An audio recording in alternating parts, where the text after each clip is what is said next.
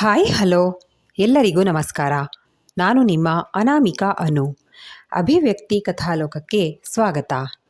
ಇನ್ನೂ ಯಾರೆಲ್ಲ ಈ ಚಾನಲ್ಗೆ ಸಬ್ಸ್ಕ್ರೈಬ್ ಆಗಿಲ್ಲ, ದಯವಿಟ್ಟು ಸಬ್ಸ್ಕ್ರೈಬ್ ಮಾಡಿಕೊಂಡು ಪ್ರೋತ್ಸಾಹ ನೀಡಿ. ಇಲ್ಲಿ ಪ್ರಸಾರವಾಗುವ ಕಥೆಗಳನ್ನು ಕೇಳಿ ನಿಮಗೆ ಇಷ್ಟವಾದರೆ ಲೈಕ್ ಕೊಟ್ಟು ಕಮೆಂಟ್ ಮಾಡಿ ಹೆಚ್ಚು ಹೆಚ್ಚು ಶೇರ್ ಮಾಡುವುದರ ಮೂಲಕ ನಮಗೆ ಮತ್ತಷ್ಟು ಪ್ರೋತ್ಸಾಹ ನೀಡೋದನ್ನು ಮರಿಬೇಡಿ. ಬಾಳದೋಣಿಯಲ್ಲಿ ಕಥೆಯ 8ನೇ ಅಧ್ಯಾಯವನ್ನು ನೀವೆಲ್ಲರೂ ಕೇಳಿ ಆನಂದಿಸಿದ್ದೀರಾ ಅಂತ ಭಾವಿಸ್ತೇನೆ. ಹಾಗಾದರೆ 9ನೇ ಅಧ್ಯಾಯವನ್ನು ಶುರು ಮಾಡೋಣ. ಧೈರ್ಯವಾಗಿರಿ, ನಿಮ್ಮೂರಿದು, ಸಂತೋಷದಿಂದ ಹೋಗಬೇಕು ಹೊರತು ಹೆದರುಕೊಂಡಲ್ಲ.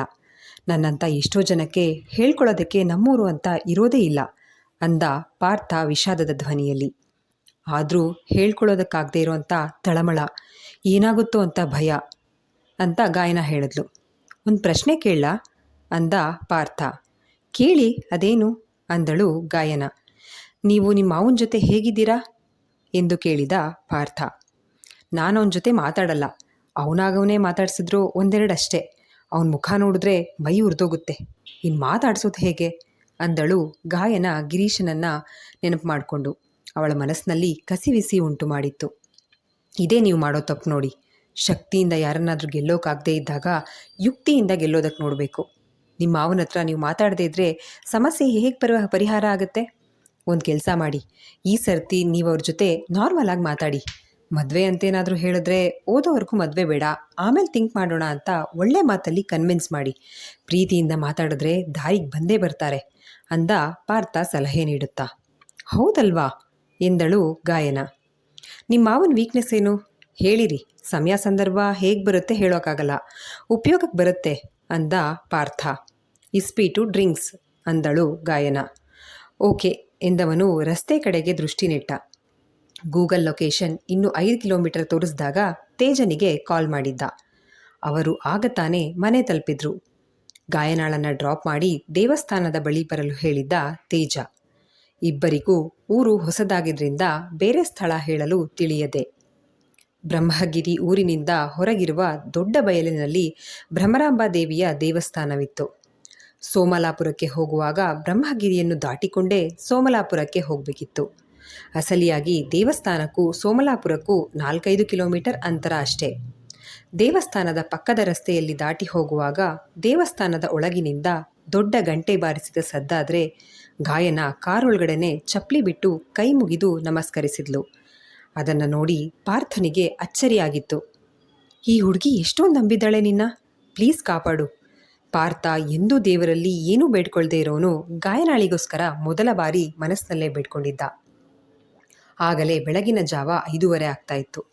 ಸೋಮಲಾಪುರದ ಬಸ್ ಸ್ಟ್ಯಾಂಡ್ ಸಮೀಪ ಬಂದಾಗ, ಪಾರ್ಥ ಇಲ್ಲೇ ನಿಲ್ಲಿಸಿ, ಅಲ್ಲೋಡಿ ಬ್ಲೂ ಕಲರ್ ಪೇಂಟ್ ಮಾಡಿರೋದೇ ನಮ್ಮನೆ, ಆಗಲೇ ಬೆಳಕಾಗ್ತಾ ಇದೆ. ನಾನು ಬಸ್ಸಿಂದ ಬಂದ ಹಾಗೆ ನಡ್ಕೊಂಡು ಹೋಗ್ತೀನಿ, ಕ್ಷಮಿಸಿ, ಈಗಲೇ ನಿಮ್ಮನ್ನು ಮನೆ ಕರ್ಕೊಂಡು ಹೋಗೋಕ್ಕಾಗಲ್ಲ, ಏನಾದರೂ ವ್ಯವಸ್ಥೆ ಮಾಡ್ತೀನಿ ಅಂದಳು ಗಾಯನ ಮುಜುಗರದಿಂದಲೇ. ಇಟ್ಸ್ ಓಕೆ, ನನ್ನ ಫ್ರೆಂಡ್ ಆಲ್ರೆಡಿ ಕಾಲ್ ಮಾಡಿದ್ನಲ್ಲ, ಏನಿದ್ರು ಕಾಲ್ ಮಾಡಿ, ಇಮಿಡಿಯೇಟ್, ನಾನು ಹತ್ರದಲ್ಲೇ ಇರ್ತೀನಿ ಎಂದ ಪಾರ್ಥ ಗಾಯನ ಇಳಿಯುತ್ತಲೇ ಕೈ ಬೀಸಿ ಕಾರ್ ತಿರುಗಿಸಿದ್ದ. ಮೊದಲ ಬಾರಿ ಒಂದಿಡೀ ರಾತ್ರಿ ಬೇರೊಬ್ಬ ಗಂಡಸಿನ ಜೊತೆಯಲ್ಲಿ ಪ್ರಯಾಣ ಮಾಡಿದ್ರೂ ಇನ್ಸೆಕ್ಯೂರಿಟಿ ಕಾಡಿರಲಿಲ್ಲ ಅವಳಿಗೆ, ಆಪ್ತತೆ ಬೆಳೆದಿತ್ತು. ಈಗ ಬಿಟ್ಟು ಹೋಗುವಾಗ ಬೇಸರ ಕಾಡಿತ್ತು ಗಾಯನಾಳಿಗೆ. ಸುಲೋಚನಾ ಆಗ ತಾನೇ ಎದ್ದು ಅಂಗಳಕ್ಕೆ ನೀರಾಕೋದಕ್ಕೆ ಅಂತ ಹೊರಗಡೆ ಬಂದಾಗ ಗಾಯನ ಬ್ಯಾಗ್ ಹಿಡಿದು ಬಂದ್ಲು. ಅರೆ ಗಾಯಿ, ಬಂದ್ಯಾಕಂದ? ನಾನು ಅಪ್ಪಂಗೆ ಈಗಷ್ಟೇ ಹೇಳ್ತಿದ್ದೆ ಫೋನ್ ಮಾಡಿ ಅಂತ ಅಂದರು. ಸುಲೋಚನಾ ಮಗಳು ಮನೆಗೆ ಬಂದ ಸಂಭ್ರಮ ಅವ್ರ ಮುಖದಲ್ಲಿ ಕಾಣ್ತಾ ಇತ್ತು.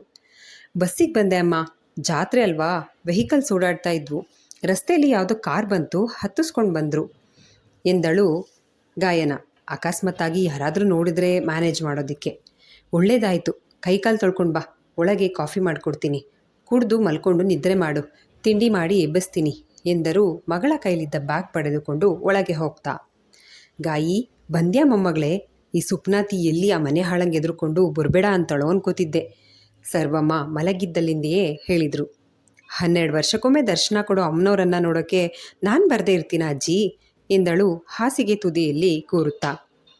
ಸರ್ವಮ್ಮನಿಗೆ ಸೊಸೆಯ ಮೇಲೆ ಮುನ್ಸಿದ್ರು ಮೊಮ್ಮಗಳ ಮೇಲೆ ಪ್ರೀತಿ ಕಾಳಜಿ. ನಾನು ಈಗ ನಿನಗೆ ಫೋನ್ ಮಾಡಿ ಬರೋಣ ಅಂತಿದ್ದೆ ಎನ್ನುತ್ತಾ ದಾಮೋದರರು ಎದ್ದು ಬಂದರು. ಸುಲೋಚನಾ ಮಗಳಿಗಾಗಿ ಗಟ್ಟಿ ಹಾಲಿನ ಕಾಫಿ ಮಾಡ್ಕೊಂಡು ಬಂದು ಕೊಟ್ಟರೆ, ದೇವಸ್ಥಾನದ ಹತ್ರ ಹೋಟೆಲ್ಗಳನ್ನು ಹಾಕಿರ್ತಾರೆ, ಪಾರ್ಥ ಅವರಿಗೆ ಹೇಳಬೇಕಿತ್ತು.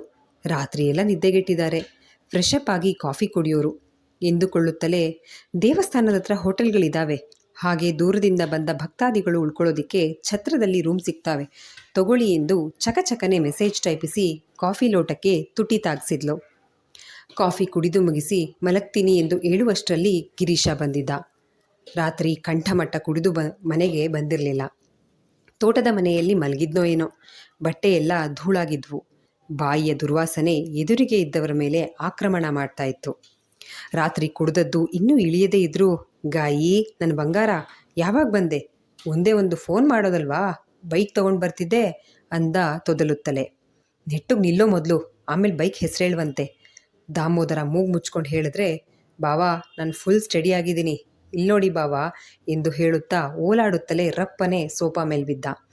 ನೀನು ಹೋಗು ಮಗಳೇ, ವಿಶ್ರಾಂತಿ ಮಾಡು ಎಂದು ಗಾಯನಾಳನ್ನು ಕಳಿಸಿದ್ರು. ಗಿರೀಶ ಕೂಡ ಮದ್ಯದ ಅಮಲಿಗೆ ಹೋಗಿ ಬಿದ್ದುಕೊಂಡ. ಎದ್ಮೇಲೆ ಎಲ್ಲಿ ಮದುವೆ ಅಂತ ರಾದ್ಧಾಂತ ಮಾಡ್ತಾನೋ. ಸುಲೋಚನಾ ಚಿಂತೆಯಿಂದ ಹೇಳಿದ್ರೆ, ಸೀಮೆಗಿಲ್ಲ ತಮ್ಮ ಅಂತ ತಲೆ ಮೇಲೆ ಹೊತ್ಕೊಂಡಿದ್ದೀಯಾ, ಅನುಭವಿಸು. ಸರ್ವಮ್ಮ ಸೊಸೆಗೆ ಅಣಕಿಸಿದ್ರು.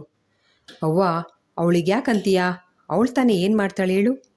ಮಡದಿಯ ಪರವಹಿಸಿ ದಾಮೋದರ ಹೇಳಿದ್ರೆ, ಹಂಗಂತ ಇಂಥ ಉಡಾಡಿಗೆ ನನ್ನ ಮೊಮ್ಮಗಳನ್ನು ಕೊಡೋಕ್ಕಾಗತ್ತಾ, ಗಿಣಿ ಹಂಗೆ ಸಾಕಿ ಗಿಡಗನ ಕೈ ಕೊಟ್ಟಂಗಾಗತ್ತೆ ಅಷ್ಟೇ. ಅವನಿಗೆ ಕೊಟ್ಟು ಮದುವೆ ಮಾಡೋದಕ್ಕಿಂತ ಹುಟ್ಟೇ ಇಲ್ಲ ಅಂತ ಯಾವುದಾದ್ರೂ ಹಾಳ್ಬಾವಿಗೆ ತಳ್ಬಿಡಿ ಎಂದರು ಸರ್ವಮ್ಮ ಮಗ ಸೊಸೆಗೆ ಕೋಪದಿಂದ. ಬಿಡ್ತು ಅನ್ನೋ, ಜಾತ್ರೆ ದಿನ ಎಂತ ಮಾತಾಡ್ತೀಯಾ ಎಂದರು ದಾಮೋದರ. ಅತ್ತೆ ತಗೊಳ್ಳಿ ಕಾಫಿ ಕುಡೀರಿ. ಸುಲೋಚನಾ ಅತ್ತೆಯ ಬೈಗುಳಗಳಿಗೆ ತಲೆ ಕೆಡಿಸ್ಕೊಳ್ಳೋದನ್ನು ಎಂದೋ ಬಿಟ್ಬಿಟ್ಟಿದ್ರು. ನಿತ್ಯದ ಸುಪ್ರಭಾತದಂತೆ ಯಾವತ್ತಾದರೂ ಅಪರೂಪಕ್ಕೊಮ್ಮೆ ಸರ್ವಮ್ಮ ಗೊಣಗದೆ ಸುಮ್ಮನಿದ್ರೆ, ಇವರು ನಮ್ಮ ಅತ್ತೇನೇನಾ ಎಂದು ಅನುಮಾನಿಸ್ತಿದ್ಲು. ಅಷ್ಟರ ಮಟ್ಟಿಗೆ ಅತ್ತೆಯ ಬೈಗುಳಕ್ಕೆ ಹೊಂದ್ಕೊಂಡ್ಬಿಟ್ಟಿದ್ರು. ಗಾಯನಾಳನ್ನು ಡ್ರಾಪ್ ಮಾಡಿದ ಪಾರ್ಥ ಕಾರ್ ತಿರುಗಿಸ್ಕೊಂಡು ತೇಜನನ್ನು ಕಾಣಲು ಬಂದ. ದಾರಿಯಲ್ಲೇ ದೇವಸ್ಥಾನದ ಕಡೆಯಿಂದ ಬರ್ತಾ ಇದ್ರೆ ರಸ್ತೆಯಲ್ಲಿ ಹಣ್ಣು ಮುದುಕಿಯೊಬ್ಬರು ಕಾರಿಗೆ ಕೈ ತೋರಿಸಿದ್ರು. ಕಾರ್ ನಿಲ್ಲಿಸಿದವನು ಅಜ್ಜಿಯನ್ನೇ ಒಮ್ಮೆ ಸೂಕ್ಷ್ಮವಾಗಿ ಗಮನಿಸಿದ್ದ. 5 ಅಡಿ ಎತ್ತರದ ಕೃಶ ಶರೀರ, ಸುಕ್ಕುಗಟ್ಟಿದ್ದ ಕಪ್ಪು ಚರ್ಮ, ಮಸುಕಾದ ದೃಷ್ಟಿ, ನಡುಗುತ್ತಿದ್ದ ತಲೆ, 2 ಕೈಯಲ್ಲಿ ಕೈ ತುಂಬ ಹಸಿರು ಕೆಂಪು ಬಳೆಗಳು, ಮೂಗಿನಲ್ಲಿ ಎಣ್ಣೆ ಇಳಿದ ಬಿಳಿ ಹರಳಿನ ಮೂಗುತಿ. ಮುಖದ ಚರ್ಮವೆಲ್ಲ ಇಳಿ ಬಿದ್ದಿದ್ರೂ ಯೌವನದಲ್ಲಿದ್ದಾಗ ಸುಂದರಿ ಎಂದೇ ಹೇಳಬಹುದಾಗಿತ್ತು. ರವಿಕೆ ಧರಿಸದೆ ಹುಟ್ಟಿದ್ದ ಕಾಟನ್ ಸೀರೆಯನ್ನೇ ಬಿಗಿಯಾಗಿ ಸುತ್ತಿದ್ರು. ಹಳೆ ಕಾಲದವರು ಹೀಗೆ ಇರಬಹುದೇನೋ ಎಂದುಕೊಳ್ಳುತ್ತಲೇ ಗಲ್ಲದಲ್ಲಿದ್ದ ದೃಷ್ಟಿಬೊಟ್ಟಿನಂಥ 3 ಹಚ್ಚೆ ಬಿಂದುಗಳು. ಪಾರ್ಥನ ಗಮನ ಈಗ ಕಾಲುಗಳ ಕಡೆ ಹರಿಯಿತು. ಸೀರೆಯನ್ನು ಉದ್ದ ಉಡದೆ ಪಾದದಿಂದ ಸ್ವಲ್ಪ ಮೇಲೆ ಉಡಲಾಗಿತ್ತು. ಉದ್ದ ಉಟ್ಟರೆ ತೊಡರಿ ಬೀಳುವ ಭಯ ಇರಬಹುದು ಎಂದುಕೊಂಡವನ ದೃಷ್ಟಿ ಕಾಲಿನಲ್ಲಿದ್ದ ದಪ್ಪ ಬೆಳ್ಳಿ ಕಡಗಗಳ ಕಡೆ ಹರಿಯಿತು. ಈ ಅಜ್ಜಿಗಿಂತ ಕಾಲಂದಿಗೇನೇ ದಪ್ಪ ಇದ್ದಾವೆ ಎಂದುಕೊಂಡವನಿಗೆ ಅರಿವಿಲ್ಲದೆ ಗೌರವ ಮೂಡಿ ವಿಂಡೋ ಗ್ಲಾಸ್ ಇಳಿಸಿದ್ದ. ಅಜ್ಜಿ ನಮಸ್ಕಾರ, ಏನಾಗಬೇಕಾಗಿತ್ತು ಎಂದು ಕೈ ಜೋಡಿಸಿದ್ದ. ಮಗ, ನಡೆಯೋಕ್ಕಾಗಲ್ಲ, ದೇವಸ್ಥಾನದ ತನಕ ಬಿಡ್ತೀಯಾ? ಬುಚ್ಚು ಬಾಯಲ್ಲಿ ಅಜ್ಜಿ ಕೇಳಿತ್ತು. ಅಷ್ಟಬ್ಬ ಕಾಲಂದಿಗೆ ಹಾಕೊಂಡ್ರೆ ಭಾರ ಆಗದೆ ಇನ್ನೇನಾಗುತ್ತೆ ಎಂದು ಹೇಳಿಕೊಂಡು ಫ್ರಂಟ್ ಡೋರ್ ತೆಗೆದು ಕೂತ್ಕೊಳ್ಳಿ ಅಂದ. ಅಜ್ಜಿ ಮೆಲ್ಲಗೆ ಹತ್ತಿ ಕುಳಿತುಕೊಳ್ತು. ಕಾರು ದೇವಸ್ಥಾನದ ಕಡೆ ಚಲಿಸಲಾರಂಭಿಸಿತು. ಏನು ಮಗ ನಿನ್ನ ಹೆಸರು ಅಂದಿತು ಅಜ್ಜಿ. ಪಾರ್ಥ, ಬೆಂಗಳೂರಿನಿಂದ ಬಂದಿದ್ದೀನಿ ಸ್ನೇಹಿತನ ಜೊತೆ ಎಂದ ಪಾರ್ಥ. ಎಲ್ಲಿ ಉಳ್ಕೊಂಡಿದ್ದೀಯಾ, ಛತ್ರದಲ್ಲ ಅಂದಿತು ಅಜ್ಜಿ. ಹಾಂ, ಈಗ ರೂಮ್ ಮಾಡಬೇಕು ಅಂದ ಪಾರ್ಥ. ದೇವಸ್ಥಾನದ ಬಳಿ ಬಂದಿದ್ರು. ಇಲ್ಲೇ ನಿಲ್ಲಿಸು ಮಗ ಅಂದ ಅಜ್ಜಿ ಕಾರ್ನಿಂದ ಇಳಿದು. ಜಾತ್ರೆ ಅಲ್ವಾ, ಭಕ್ತರು ಜಾಸ್ತಿ ಬರ್ತಾರೆ, ಛತ್ರದಲ್ಲಿ ಜಾಗ ಸಿಗಲ್ಲ, ನೀನು ಇಲ್ಲೇ ಇರು, ನಾನು ತಿರ್ಗಾ ಬರ್ತೀನಿ, ಜಾತ್ರೆ ಮುಗಿಯೋವರೆಗೂ ನನ್ನ ಗುಡ್ಸ್ಲಲ್ಲೇ ಇರುವಂತ್ರಿ ನೀವು, ನಿನಗೆ ಗೆಳೆಯ ಆಗಬಹುದಾ ಎಂದಿತು. ಅಜ್ಜಿ ನಿಮ್ದ್ಯಾಕೆ ತೊಂದರೆ, ಪರವಾಗಿಲ್ಲ, ನಾವು ಕಾರಲ್ಲೇ ಅಡ್ಜಸ್ಟ್ ಮಾಡ್ಕೋತೀವಿ, ನೀವು ಹೋಗಿ ಬನ್ನಿ, ಇದೇ ಕಾರು, ಗುರ್ತಿಟ್ಕೊಂಡು ಬನ್ನಿ, ನಿಮ್ಮನ್ನ ಮನೆಗೆ ಬಿಡ್ತೀನಿ ಅಂತ ಪಾರ್ಥ ಹೇಳಿದ್ದ. ಆ ಅಜ್ಜಿ ಕಾರನ್ನು ಸರಿಯಾಗಿ ನೋಡಿ ಗುರ್ತಿಟ್ಕೊಂಡು ದೇವಸ್ಥಾನದ ಕಡೆ ಹೋಯಿತು. ತೇಜ ಕಾಲ್ ಮಾಡಿಕೊಂಡೇ ಬಂದು ಪಾರ್ಥನ ಕಾರಿನ ಪಕ್ಕದಲ್ಲೇ ಕಾರ್ ಪಾರ್ಕ್ ಮಾಡಿ ಕೆಳಗಿಳಿದವನ ಮುಖ ಕಂದಿತ್ತು. ಏನೋ ಸೋದರ ಮಾವನ ಮನೆಯಲ್ಲಿ ಆತಿಥ್ಯ ಜೋರಾಗಿರೋ ಆಗಿದೆ ಎಂದ ಪಾರ್ಥ ನಗ್ತ. ಹೌದು, ಜೀರ್ಣ ಆಗದೇ ಇರೋವಷ್ಟು. ಏನೋ ಈ ಊರಿನ ಸಂಪ್ರದಾಯ ಅಂತೆ, 12 ವರ್ಷಕ್ಕೊಮ್ಮೆ ನಡೆಯೋ ಜಾತ್ರೆಗೆ ಊರಿನ ಹೆಣ್ಮಕ್ಳನ್ನೆಲ್ಲ ಕಡ್ಡಾಯವಾಗಿ ಕರೀಲೇಬೇಕಂತೆ, ಅದಕ್ಕೋಸ್ಕರ ಕರೆದಿದ್ದಾರಷ್ಟೇ ಅಂದ ತೇಜ. ಪರವಾಗಿಲ್ಲ ಮಗ, ಮನುಷ್ಯರನ್ನು ಕಂಡ್ರೆ ಪ್ರೀತಿ ವಾತ್ಸಲ್ಯ ಇರದೇ ಇದ್ದರೂ ಕಲ್ಲು ದೇವರಂದರೆ ಭಯ ಇದೆ, ಅಷ್ಟಿಲ್ಲದೆ ಹೇಳಿಲ್ವಾ ಕಲ್ಲು ನಾಗರ ಕಂಡ್ರೆ ಹಾಲಲ್ಲಿ ನೆರೆಯುವ ಮನುಜ ದಿಟ ನಾಗರ ಕಂಡ್ರೆ ಹೊಡೆದೋಡಿಸುವರು ಅಂತ. ನಿಜ ಮಗ, ಜಾತ್ರೆ ಮುಗಿಯೋವರೆಗೂ ಉಳ್ಕೊಳ್ಳೋಕೆ ಏನಾದರೂ ವ್ಯವಸ್ಥೆ ಮಾಡ್ಕೋಬೇಕು ಅಂದ ತೇಜ. ಗಾಯನ ಹೇಳಿದ್ರು ಇಲ್ಲಿ ಛತ್ರ ಇದೆಯಂತೆ, ಉಳ್ಕೊಳ್ಳಿ ಅಂತ. ಅವರನ್ನು ಡ್ರಾಪ್ ಮಾಡಿ ಬರುವಾಗ ಒಂದು ಅಜ್ಜಿ ಬಂತು. ಛತ್ರದಲ್ಲಿ ಸಿಗಲ್ಲ, ನಮ್ಮನೆಗೆ ಬನ್ನಿ ಅಂತ ಕರೀತು ಕಣೋ ಗೆಳೆಯ ಅಂದ ಪಾರ್ಥ. ಛತ್ರ ಫ್ಯಾಮಿಲಿಯವ್ರು ಬಳಸ್ಕೊಳ್ಳಿ ಬಿಡೋ, ನಾವೇನು ಫ್ರೆಶಪ್ ಆಗಿ ಕಾರಲ್ಲೇ ಮಲಗಬಹುದು. ಆ ಅಜ್ಜಿ ಮನೇಲಿ ಬೇಕಾದರೆ ಫ್ರೆಶಪ್ ಆಗೋಣ ಅಂದ ತೇಜ. ಪಾಪ ಆ ಅಜ್ಜಿ ಮನೆ ಸ್ಥಿತಿ ಹೇಗಿದೆಯೋ ಏನೋ. ಪಾರ್ಥ ಹಿಂದೇಟು ಹಾಕಿದ್ರೆ, ಲೋ ಮಗ, ಅವ್ರ ಮನೇಲಿ ಫ್ರೆಶಪ್ ಆಗೋಣ ಅಂದೆ ಅಷ್ಟೇ. ಊಟ ತಿಂಡಿಗೆ ನಮಗಿನ್ನೇನು ಇದೆಯಲ್ಲ ಹೋಟೆಲ್ಲು ಅನ್ನೋ ಅತ್ತೆ ಮನೆ. ನೈಟ್ ಡ್ರೈವ್ ಮಾಡಿ ಹೊಟ್ಟೆ ತಾಳ ಆಗ್ತಿದೆ. ಬಾ ಮಗ, ಫಸ್ಟ್ ಟೀ ಕುಡಿಯೋಣ ಎಂದ ತೇಜ. ಇಬ್ಬರು ತಮ್ಮ ತಮ್ಮ ಕಾರುಗಳನ್ನು ಸರಿಯಾಗಿ ಲಾಕ್ ಮಾಡಿಕೊಂಡು ಟೀ ಅಂಗಡಿಯ ಕಡೆ ನಡೆಯುತ್ತಿದ್ದರೆ ಭಕ್ತಾದಿಗಳಿಗೆಂದು ಕಟ್ಟಿಸಿದ್ದ ಸಾರ್ವಜನಿಕ ಸ್ನಾನಗೃಹಗಳು ಕಂಡವು. ನೋಡಿದ್ಯಾ, ಎಲ್ಲ ವ್ಯವಸ್ಥೆ ಇದೆ ಎಂದು ಇಬ್ಬರು ಟೀ ಕುಡಿದು ಬಂದು ಬಟ್ಟೆ ತೆಗೆದುಕೊಂಡು ಹೋಗಿ ಸ್ನಾನ ಮುಗಿಸಿ ಬಂದವರು ತಿಂಡಿಗೆ ಹೋಗಬೇಕು ಅಷ್ಟರಲ್ಲಿ ಅಜ್ಜಿ ಹುಡುಕಿ ಬಂದಿತ್ತು. ತೀರಾ ಹಳೆ ಪರಿಚಯವೋ ಸ್ವಂತ ಮೊಮ್ಮಗನೋ ಎಂಬಂತೆ ಬಳಿ ಬಂದು, ಮಗ ನಡಿ ಮನೆಗೆ ಹೋಗೋಣ ಅಂದಿತ್ತು. ಅಜ್ಜಿ, ಇಲ್ಲೇ ಸ್ನಾನ ಮಾಡಿಕೊಂಡು ನಡೀರಿ, ನಿಮ್ಮನ್ನು ಮನೆ ಹತ್ರ ಬಿಡ್ತೀವಿ ಎಂದ ಪಾರ್ಥ ಗೆಳೆಯನ ಕಡೆ ತಿರುಗಿ. ತೇಜ, ಇವರೇ ಕಣೋ, ಬಾ ನನ್ನ ಕಾರಲ್ಲೇ ಬಿಟ್ಬರೋಣ ಅಂದ. ಮೂವರು ಕಾರು ಹತ್ತಿ ಅಜ್ಜಿ ಮನೆ ತಲುಪಿದ್ರು. ಎಷ್ಟೇ ನಿರಾಕರಿಸಿದ್ರೂ ಅಜ್ಜಿ ಬಿಡದೆ ಬಲವಂತದಿಂದ ಮನೆಯೊಳಗೆ ಕರೆಯಿತು. ಅದೊಂದು ಚಿಕ್ಕ ಗುಡಿಸಲಿನಂತಹ ಮನೆ. ಅಜ್ಜಿಯ ಹೊರತಾಗಿ ಮತ್ಯಾರೂ ಇಲ್ಲ ಎನ್ನುವುದು ಮೇಲ್ನೋಟಕ್ಕೆ ತಿಳಿತಾಯಿತು. 2 ಮುತ್ತುಗದ ಎಲೆಯಲ್ಲಿ ಬೆಲ್ಲದ ಅನ್ನವನ್ನು ರಸಾಯನವನ್ನು ಹಾಕಿಕೊಂಡು ಬಂದು ಇಬ್ಬರಿಗೂ ಕೊಟ್ಟಿತು. ಅಜ್ಜಿ, ಇದೆಲ್ಲ ಬೇಡವಾಗಿತ್ತು, ಯಾಕಿದೆಲ್ಲ ಮಾಡೋಕ್ಕೆ ರಿಸ್ಕ್ ತಗೊಂಡ್ರಿ ಎಂದರೆ ಪಾರ್ಥ, ನಾನು ಮಾಡಿದ್ದಲ್ಲ, ದೇವಸ್ಥಾನದಲ್ಲಿ ಕೊಟ್ಟ ಪ್ರಸಾದ, ನಿಮ್ಗೆ ಎತ್ತಿ ಬಂತು ಅದಕ್ಕೆ ಇಸ್ಕೊಂಡು ಬಂದೆ ಅಂದಿತು ಅಜ್ಜಿ. ಪಾರ್ಥ, ತೇಜ ಇಬ್ಬರ ಕಣ್ಣುಗಳಲ್ಲೂ ನೀರಾಡಿತ್ತು. ಹೃದಯ ಶ್ರೀಮಂತಿಕೆ ಇರೋ ಅಜ್ಜಿ ಎಂದುಕೊಂಡು ಇಬ್ಬರು ಮೊದಲ ತುತ್ತನ್ನು ಬಾಯಿಗಿಟ್ಟುಕೊಂಡ್ರೆ ಪರಮಾನ್ನದಷ್ಟು ರುಚಿಯಾಗಿತ್ತು. ಅಜ್ಜಿ, ನಿಮ್ಮ ಹೆಸರೇನು ಎಂದ ಪಾರ್ಥ. ಪಾರವ್ವ ಅಂತ ಅಂದಿತು ಅಜ್ಜಿ 2 ಲೋಟಗಳಲ್ಲಿ ಬೆಲ್ಲ ಜೇನುತುಪ್ಪ ಹಾಕಿ ಕಾಯಿಸಿದ ಹಾಲನ್ನು ತಂದುಕೊಡುತ್ತಾ. ಇದನ್ನು ದೇವಸ್ಥಾನದವ್ರು ಕೊಟ್ರಾ? ಯಾಕಜ್ಜಿ ಇಷ್ಟೆಲ್ಲ ರಿಸ್ಕ್ ತಗೋತೀರಾ ನೀವು ಅಂದ ತೇಜ. ಇದರಲ್ಲೇನು ಕಷ್ಟ ಬಂತು, ನೀವು ಹಸ್ಕೊಂಡಿದ್ರೆ ಅದೇ ನಂಗೆ ಕಷ್ಟ ಆಗುತ್ತೆ ಎಂದಿತು ಪಾರವ್ವ ಅಜ್ಜಿ. ನಮಗೂ ಅಜ್ಜಿ ಇದ್ದಿದ್ರೆ ಹೀಗೆ ಇರೋದೇನೋ. ಗೆಳೆಯರಿಬ್ಬರು ಒಟ್ಟಿಗೆ ಹೇಳಿದ್ರೆ, ಯಾಕೆ ನಿಮ್ಮಿಬ್ಬರಿಗೂ ಅಜ್ಜಿ ಇಲ್ವಾ ಎಂದು ಕೇಳಿತು ಪಾರವ್ವ.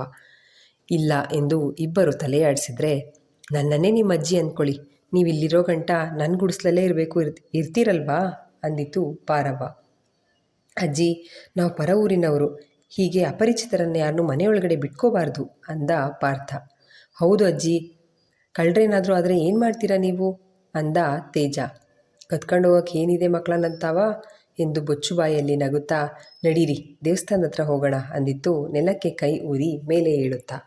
ಹಳ್ಳಿ ಜನನೇ ಹೀಗೆ ಕಣೋ ಎಂದು ಮಾತನಾಡುತ್ತಾ ಗೆಳೆಯರಿಬ್ಬರು ಹೊರಬಂದರು.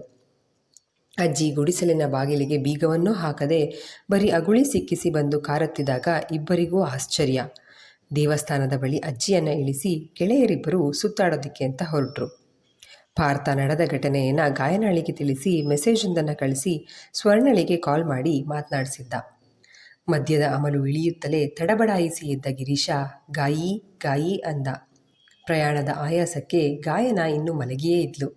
ಸುಲೋಚನಾ ಅಡುಗೆ ಮನೆಯಿಂದ ಹೊರಬಂದು, ಗಾಯಿ ಇನ್ನೂ ಮಲಗಿದಾಳ್ಕಣೋ, ಹೋಗಿ ಸ್ನಾನ ಮಾಡಿ ಬರೋಗು, ಬಿಸಿ ಬಿಸಿ ದೋಸೆ ಬಿಟ್ಕೊಡ್ತೀನಿ ಅಂದರು.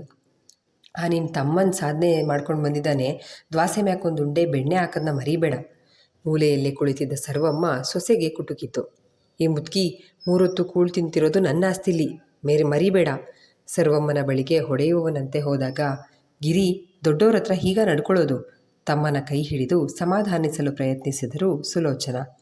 ಹೋಗೋ ಕುಡ್ಕ, ನಾನು ತಿಂತಿರೋದು ನನ್ನ ಮಗ ದುಡ್ದಿದ್ರಲ್ಲಿ. ಜಮೀನಿದ್ರೆ ಸಾಲದು, ಅದರಾಗೆ ರಟ್ಟೆ ಮುರಿಯಂಗೆ ದುಡಿಬೇಕು ಮೂತಿ ತಿರುವಿ ಹೇಳಿತು ಸರ್ವಮ್ಮ. ಅತ್ತೆ, ನೀವಾದರೂ ಸುಮ್ಮನೆ ಇರಿ, ನಿಮ್ಮ ದಮ್ಮಯ್ಯ.